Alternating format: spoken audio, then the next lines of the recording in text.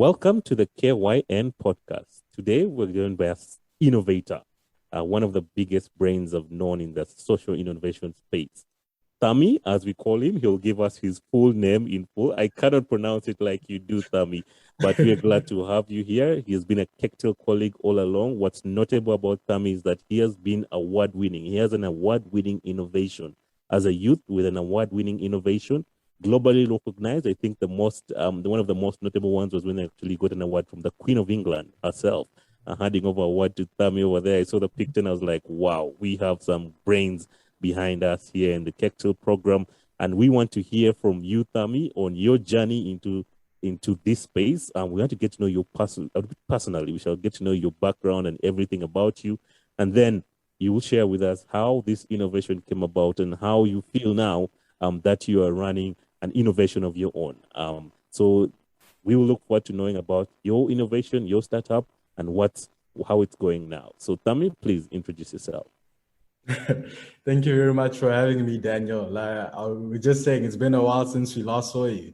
So I've known Daniel since about 2017, and you mentioned sort of some awards and groundbreaking. I will like to mention, though, that picture that you saw of the Queen, it is photoshopped. That's just a small joke. Sure, Thami. Yeah, but thanks again for having me. My name is Thamsanqa Hoza. So for those that can't pronounce my full name, Thamsanqa, I'm better known as Thami. And yeah, I am a young innovator and entrepreneur from South Africa, currently living in Cape Town and originally from Welkom, a small mining town in the Free State, in the geographical heart of South Africa. And yeah, I'm really sort of passionate about the intersection of infrastructure development, technology, and people. I really like bringing those together to really sort of innovate, particularly for improving the landscape of Africa as a whole. That's my sort of life mission and life sort of purpose. And yeah, also the founder of Hot Nozzle, as has been mentioned. And I've also been involved in other projects, mainly related to the water industry. We'll get more into that as we go along.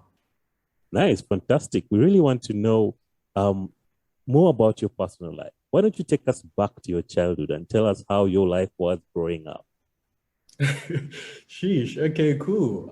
So as I mentioned, I was born and raised in Welkom. So it's a small mining town in a province called Free State, and the place is called Welkom. So really dusty old mining town, as you can sort of expect, not a very big city. Population is still quite okay. So I was raised by my grandparents.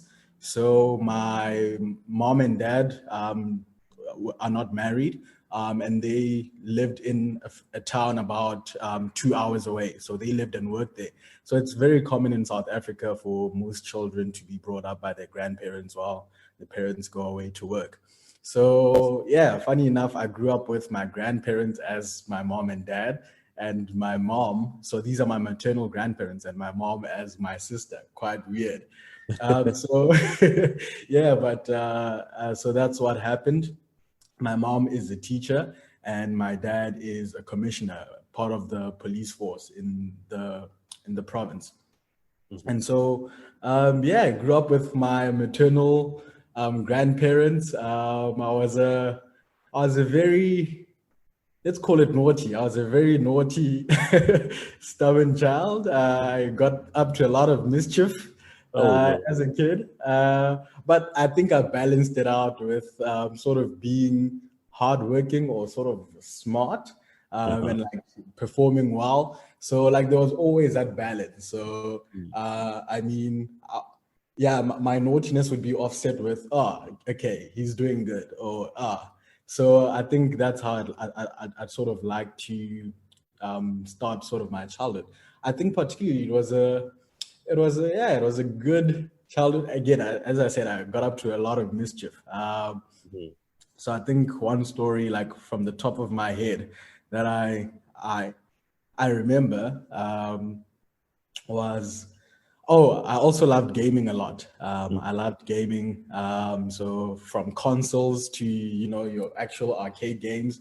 So when I grew up with my grandparents, I'd leave the morning, like on weekends, 7 a.m. I'm gone. I'll be back Oh at no. 7 p.m. The I'll be whole back day. at 7 p.m. Yeah, basically whole day sort of gaming. And so part of that gaming sort of passion, as well as a passion just for TV, I was introduced to a concept called, I'm sure you know it, like X marks the spot, like when pirates went on a treasure hunt and then they'd look on a treasure map and see an X, Uh-huh. and then they go find it like with all of the equipment, and they try and find the treasure. So Yeah. yeah, I think around I was about 6, 7-ish. So I used to go around just writing X's everywhere. So Everywhere. like writing Oh X's no. everywhere and digging up to sort of try and find that treasure.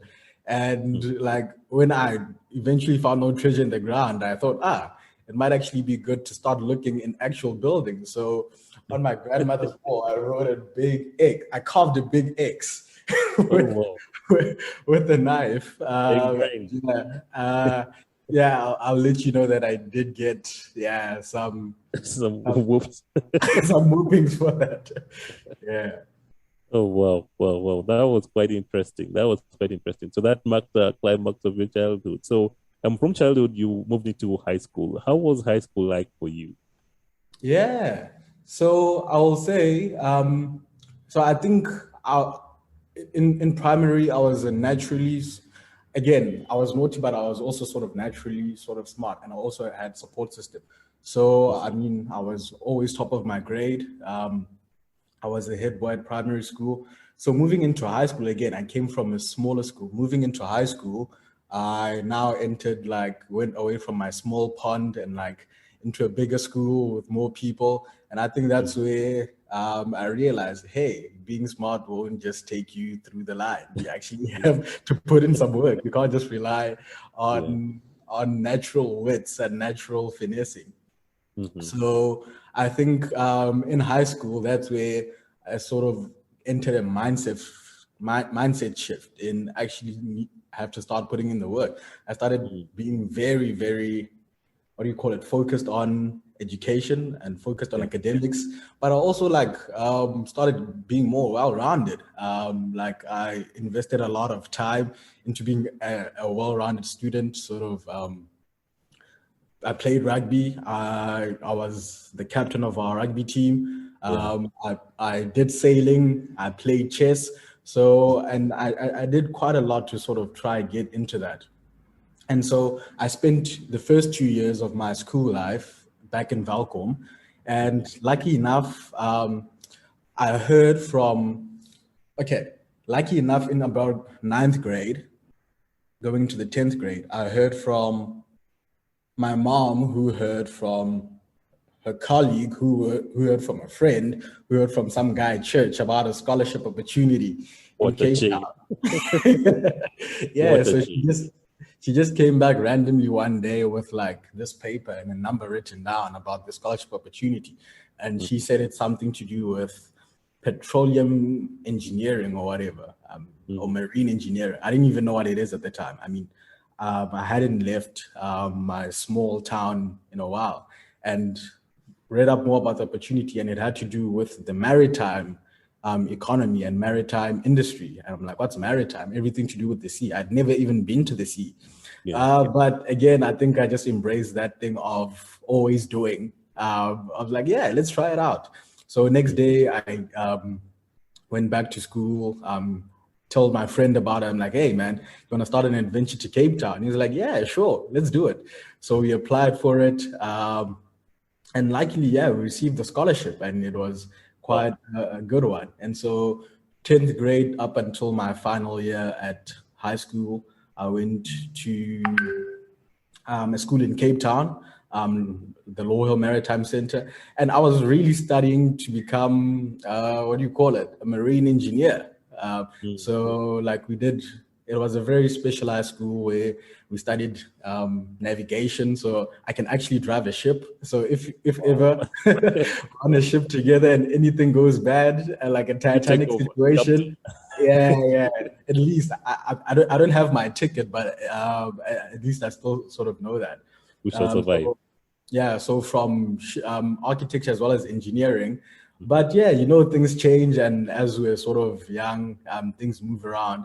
But I think from my high school perspective, that was really mainly it.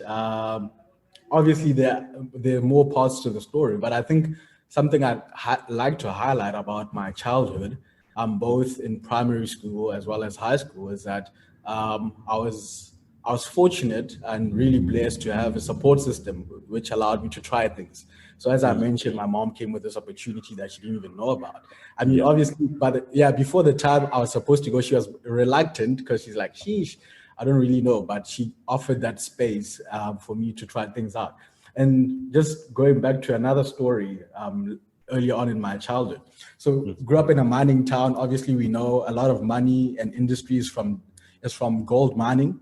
Yeah. So I had an older friend. His name was Bulelani. He lived right across me, and I was around 9 years old at the time. He was a bit older, I think around 14ish.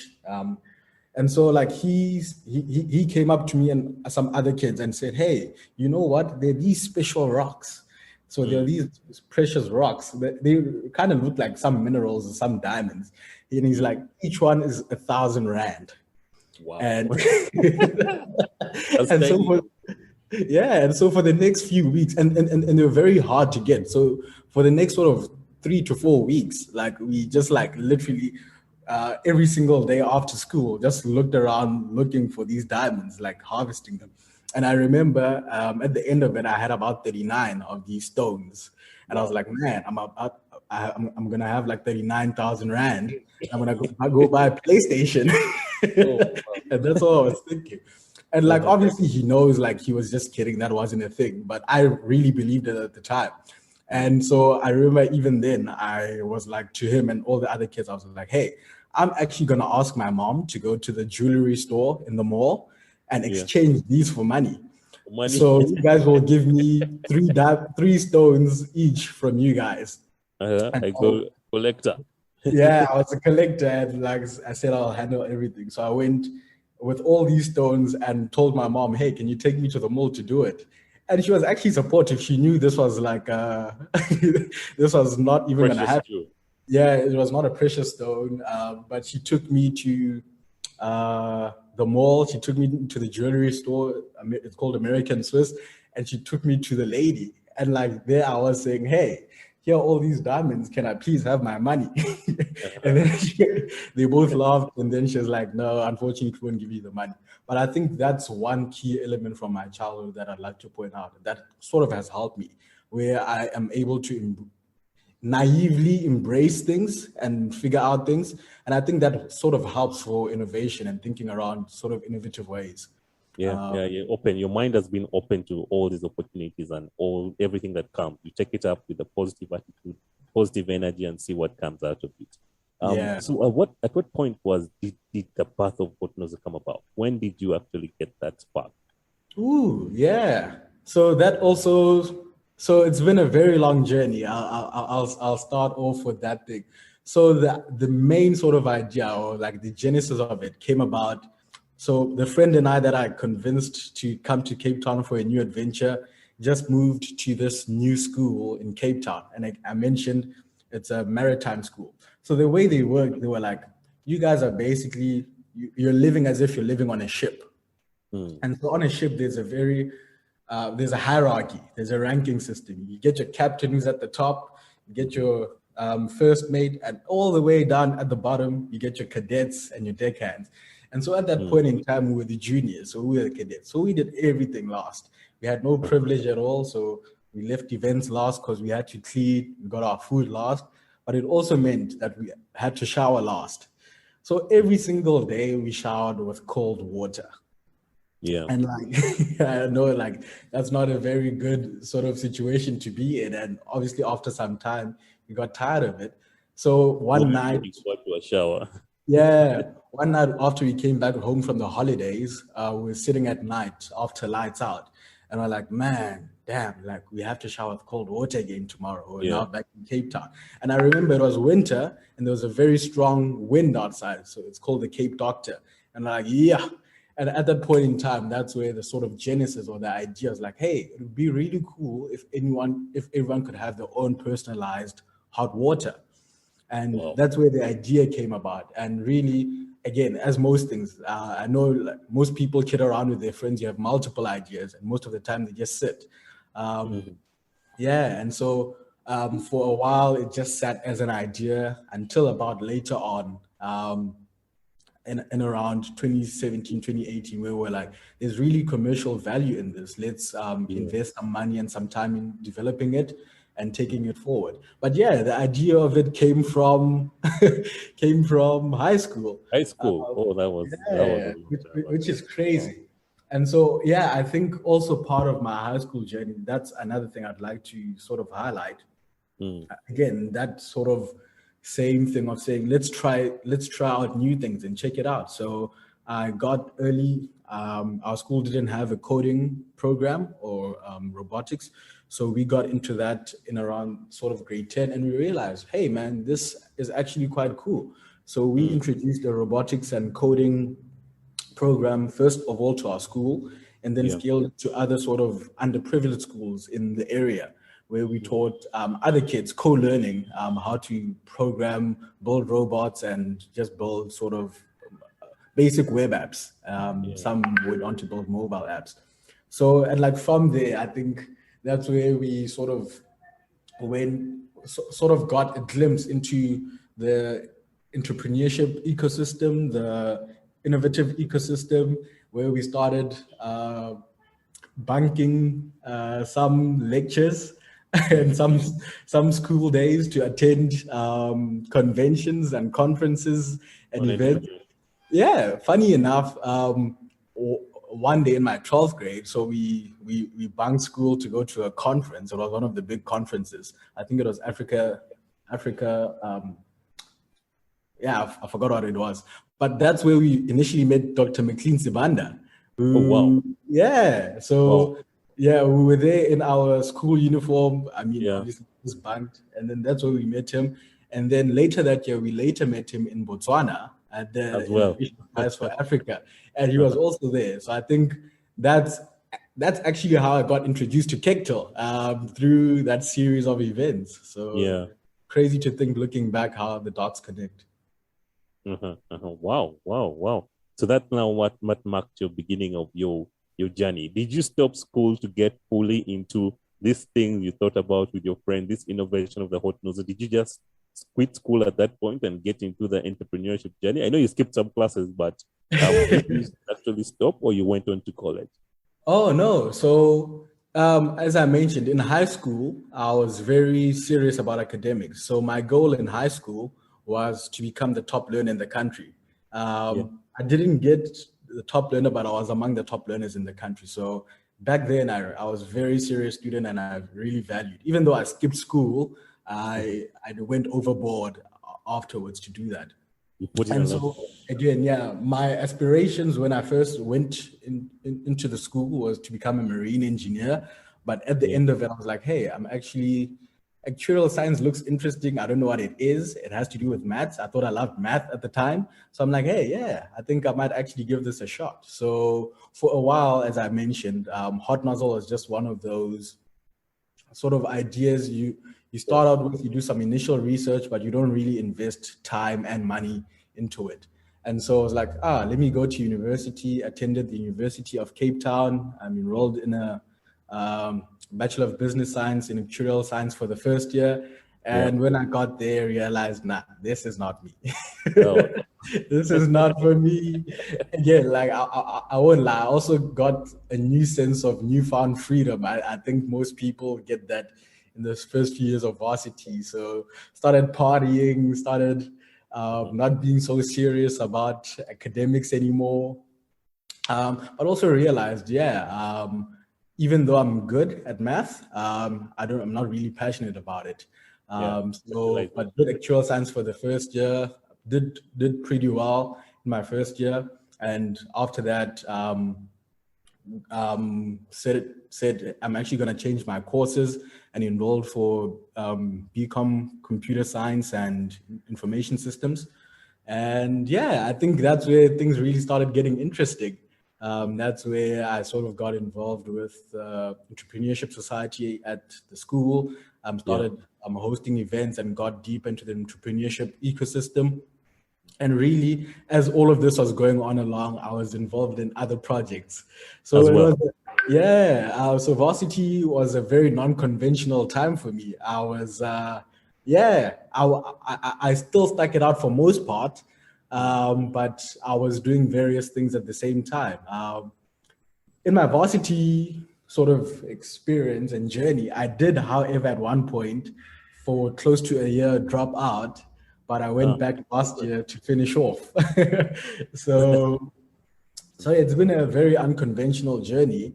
A lot of sort of learning more about myself, getting involved in different initiatives, different projects. I mean, I remember, I think we had actually gone out for to Kenya when we came for Nairobi conference. Nairobi. Yeah. Yeah. So when I landed back, I had a test at immediately that day. Yeah. So I had a test that day, one of computer science test. So it was a crazy experience. Yeah. I think, yeah. Wow, what a journey and what commitment it is to actually try and balance out and juggle out. I think you produce some good lessons there. You must actually be able to multitask and juggle all these events so that you don't miss out on any. At the same time, achieve your best in each one of them. Wow, so that was quite interesting. So you went back and finished all that, and I'm sure that switch from actuarial to Bachelor of Commerce gave you a shift into your entrepreneurship mindset. So we want to get down and get to know how best do you advise youth to innovate, and what was your experience like as a young innovator in the entrepreneurship space? You attended all these seminars, all these conferences, and now you were at the limelight. How did it go right after that period? Yeah, I think that's actually an interesting one. So I think in terms of the mindset, change, I think I realized more. It was more personal discovery journey. I always used to think I'm very analytical. I mean, I liked math and I was good at it, but I realized one of my key strengths is around people and individualization. And so saying, how do I hone this more? And again, part of these different conferences, seminars, courses that I done. So as part of one of the things I did a 1-year hybrid qualification from the Cambridge Institute of Continued Learning while I was doing my computer science degree. So yeah, some days I'd be flying to Cambridge and then coming back to write tests. So it was crazy. Yeah, but part of that journey was realizing what core strengths there are that I sort of possess and what sort of do I want to develop for the future in this sort of innovative space. And then going for younger youth and my experience, I think I won't lie. Initially, I got sort of a lot of recognition and eyeballs. I think mainly it's because we're extremely young at the point in time. I told you, like, if you rock up to a conference wearing school uniform while you're banking, people are gonna wonder what the hell is happening here. What the hell is it doing? Yeah. But I think from that we learned how to sort of nurture relationships and establish relationships with people that will take you forward. And I think part of that journey is also getting the right group of experienced people, either in the form of mentors, either in the form of advisors, either in the form of the team, to come along and sort of help you throughout that journey. I mean, again, naivety helps in getting you through the door, but I think experience and dedication and actually putting in the work gets you to actually achieving something. And I think what we learned, and particularly in our journey, was saying, hey, I have this initial sort of concept, idea, MVP, proof of concept, and I've done work and I've shown that I'm passionate about it, but I don't have all the skill sets to get me over the line. So how do I start partnering with people who have the particular skill sets, who have the experience, who will bridge that intergenerational gap? in sort of saying, hey, we'll help you leverage our sort of learnings so that you can be bolted forward. Yeah, yeah. Wow. Wow, wow. And that's quite interesting. The eyeball. I want us to focus on the eyeball. Which specific organizations and which notable eyeballs came into to highlight the kind of work and entrepreneurship journey, your journey? Which ones can you be able to highlight? Yeah, so I think sort of the notable ones are the African Innovation Prize for Africa. Innovation Prize for Africa from the African Innovation Foundation. So from that, we won one of the top 10 innovators on the African continent. There's Million Guardian South Africa, which is one of the top sort of young leaders that are coming up in South Africa. There's Mandela 100, which sort of looks at, again, young leaders that are doing impact work in their communities. There's the work that Kegtel and being affiliated with Kegtel and being honed up with Kegtel. I think Kegtel is a very powerful network of young people that really amplify what you do, even if you're not really aware of that. There's the We Are Family Foundation in New York that really sort of also amplify the work young people do within their communities. And yeah, I think it's been finding really key communities of people that really want to amplify some work or highlight the work which is done to help you get through the line. I've done an immersion experience in India through a program called Ingenious Faces that really sort of helped do this. And again, all of these are really different. And again, the Queen's Young Leaders Award. I think that was the major key one.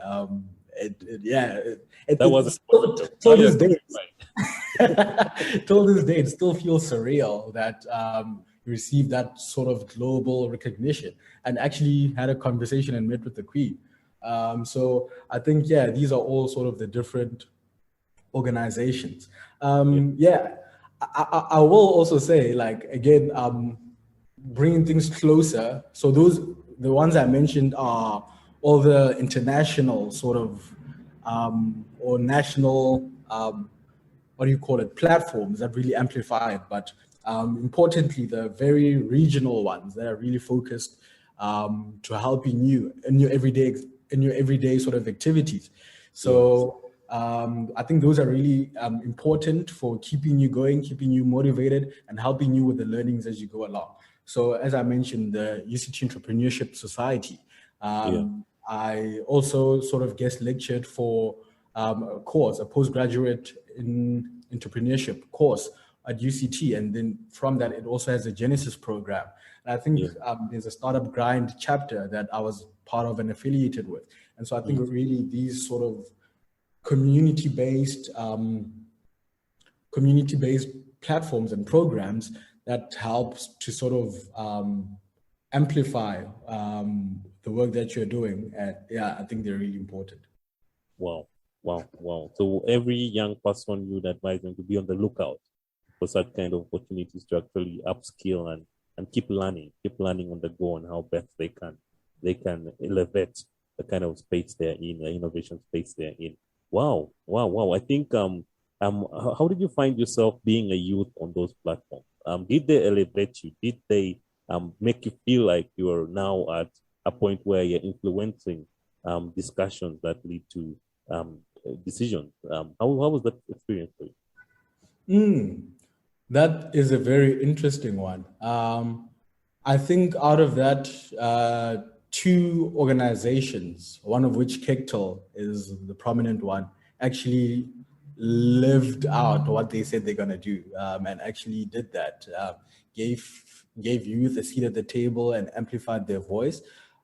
All the others are trying to do that, but I think the model is not yet perfected. But I think, again, there's an onus from the organization, but also an onus as a participant to really take up ownership of that experience, to really also give value, not just extract value, and to say, how do we continue to make sure that my voice is heard, I get a seat at the table, and it works best for me. So I think, with most things in life, it's not just about waiting to get it, but also saying, what else can I put on the table? And I think what you have been doing with Kektel Wow. is, is proof of that. Amazing. So that's it. So I think you highlight a lot about Kektil, and Kektil definitely is a platform that amplifies youth voices. I think the applications for the 2022 cohort are running down. The countdown is on. So to those of you, you've heard it from Thami, make sure you finish your application, get your applications out there. Tell anyone around you to just make sure they get their application out for the 2022 cohort. So I would like to know what next for Thami. What are you currently doing? Did you focus on entrepreneurship and developing the Hot Nozzle, or you got into employment right after all this journey?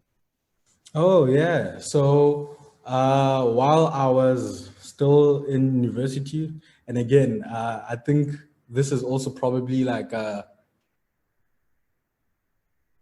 lesson that I'll give. I got involved in way too many things at the same time. Probably not good. One thing that I have learned to do is really sort of focus on certain initiatives, or if you are involved in too many things, sort of like to really manage your time best. I think Sherry always talks a lot about time management and being prompt. Yeah. So I got involved in software startups.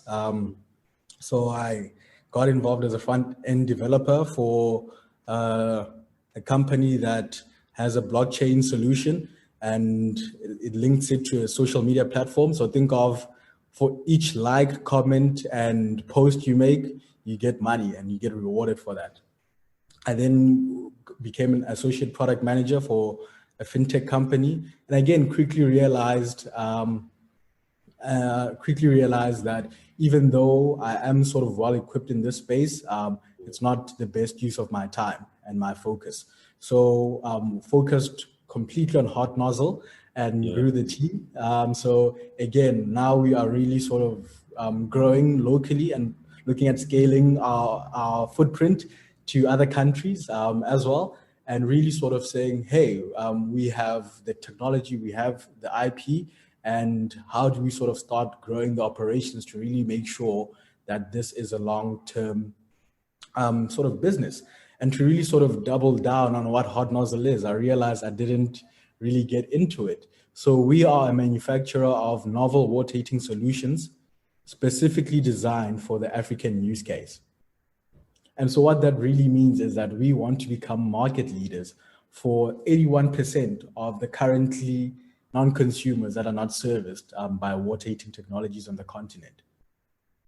So that is my day-to-day. But on the side, what I do, and through my affiliation with Hot Nozzle and NuWater,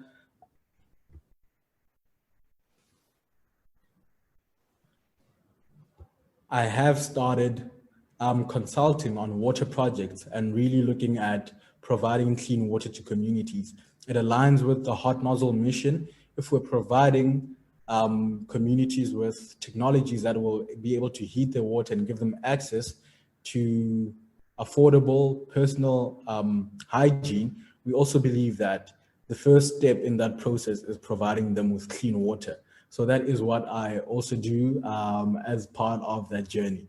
And really, future plans for me is to really position myself as a leader within the water industry, servicing both water heating and water treatment technologies, and leading innovative ways in doing that, as well as really moving forward with the innovative landscape on the continent. When you specialized in the Hot Nozzle and you went full blast from front-end developers, you're like, no, we can't multitask. Now I'm at the point where I need to focus on the Hot Nozzle. So why don't you take us through that? Yes. So I think going back into the Hot Nozzle, I realized that I didn't sort of explain what Hot Nozzle is. So we are a manufacturer of novel water heating solutions that are particularly designed for the African use case. Like, we find it crazy that till this day, 81% of Africans still see that access to water heating technologies and personal hygiene are a luxury. And so we believe that we have successful technology and IP that will be able to sort of fill this gap, take these people that are currently non-consumers in the market to full-on consumers.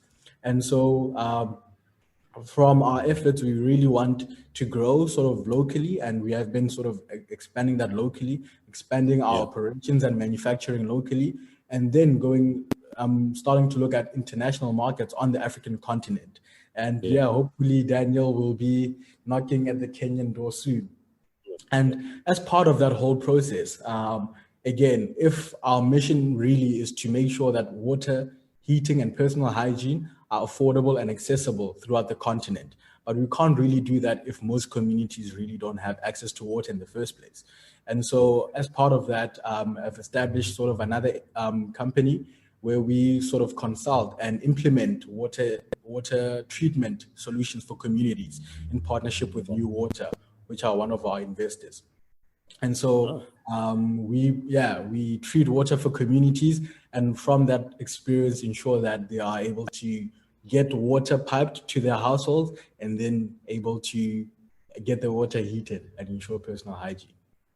Wow. So you've moved to an overall sustainability in water. You're a water expert. Yeah. I think it started with the maritime background that now you and I think that's been a key sort of theme in my life. And so really, I think going forward for the future, I realized that I have sort of that sort of experience that I've gained sort of from sort of the maritime background, but now into water heating and now into water treatment, and how do we provide water to communities. So we've worked with municipalities, we've worked with communities that already don't have water in villages and had to implement sort of grid containerized solutions. And so, I think really future ambition for me is continuing to develop myself and positioning myself as a leader in water technologies and water in the water industry, and innovating around that space, as well as sort of in the broader ecosystem at large. Wow. Thami, what are your parting shots to young people who have ideas, who are trying their best to get out of that idea stage into innovating and prototyping? Why don't you just give us your parting shot, one closing words for them and encouragement for them out there? Yeah, I think parting shots are, I think the first one is just start at the next best thing you can do to get closer to your goal. And again, I think really from everything that I've said, if you can learn one thing, is to turn inaction into action. Sort of do the next best thing that you can do to take you closer to your goal, and realize that it's also a long journey. You're not just gonna wake up tomorrow and everything, and you have manufacturing facilities all over. So continually showing up every day consistently. I think those are the two parting shots. Doing the next best thing that you can do and being consistent with it throughout. Amazing. You've heard it all from Thami. Thami, you may have to, I can't do the pronunciation of the name. I just but it has been amazing to have you at the KYN podcast. Tune in, listening, encourage as many people. I think your story, Thami, is one that everyone inspires and looks up to, and definitely this podcast is going to create a great significant impact in youth innovators out there and youth who want to step the leap and start immediately. So thank you very much, and thank you for tuning in to the KYN podcast.